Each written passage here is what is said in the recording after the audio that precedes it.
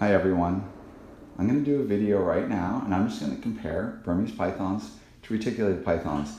It's a misnomer over and over and over again that people are like retics are mean, retics are aggressive, retics are this and that and all this stuff. So if you want to get a large python, Burmese python would be better large python because Burmese pythons are sweet and retics are non-trustworthy. Let's get this literally straight. 100% nonsense. Indeed, it comes down to the particular animal and the disposition of them because, as I always say, they're not coffee mugs. But let's talk a little bit about it.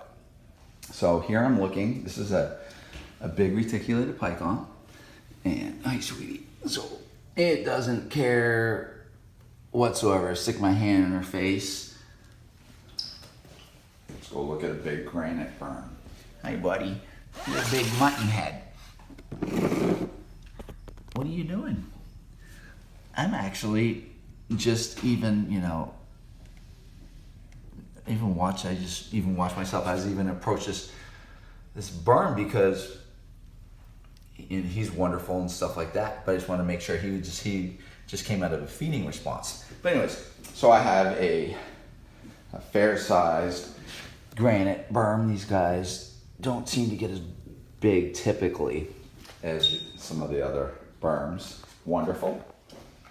Here, this is a larger growing. This has a lot of mainland because of the platinum gene.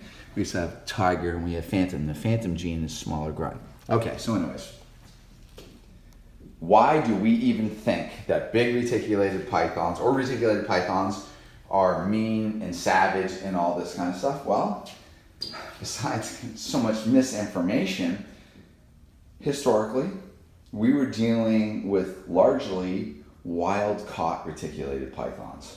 Reticulated pythons are more difficult to breed than a Burmese python. And initially, a lot of the Burmese pythons were one of the first snakes that we kind of, I'll say very loosely, almost like domesticated. We're making albino berms. Albino retics came later, so we were making albino berms and green berms and all that different stuff like that. So some of the real takeoff was when those first albino berms were made, and then really got a lot of people into the idea of keeping this larger growing python that is fantastic looking and all that. So we're a little bit more used to it. And retics, a lot of wild-caught retics. And wild-caught retics are generally made available to keepers like all of us breeders and keepers. And they're made available to us by being collected by the skinners. So the skin trade collects these animals and less than wonderful techniques to capture them and what actually happens to them. And they go through a lot. So they're kind of, if they do make it to us, it's like some oddity, they're generally pretty demented because of what's happened to them. Whereas a lot of the berms, we're seeing a lot of captive-born berms. But now what's happened in the more recent years, we're starting to, we're breeding a lot of retics. So we've kind of really ironed this down. We have multi-generation retics, so we get a lot of captive-born retics. Well, captive-born retic is wonderful. Captive-born Burmese python can be wonderful. We can have ones that are not wonderful and all that kind of stuff. So a couple other things about Burmese pythons. Burmese pythons and the dreaded snot disease. This is just a thing. Burmese pythons seem more prone to having types of Pseudomonas infections, possibly mycoplasma, whatever it is that will give them this upper respiratory infection. We cool them down and we breed them. And retics end up, in my opinion, being hardier.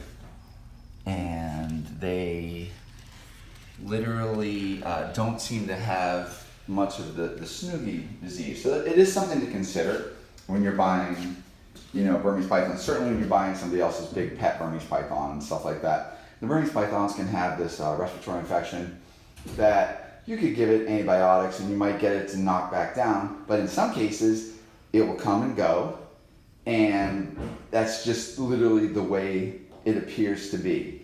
So it's always something to consider, whereas reticulated pythons are a bit hardier.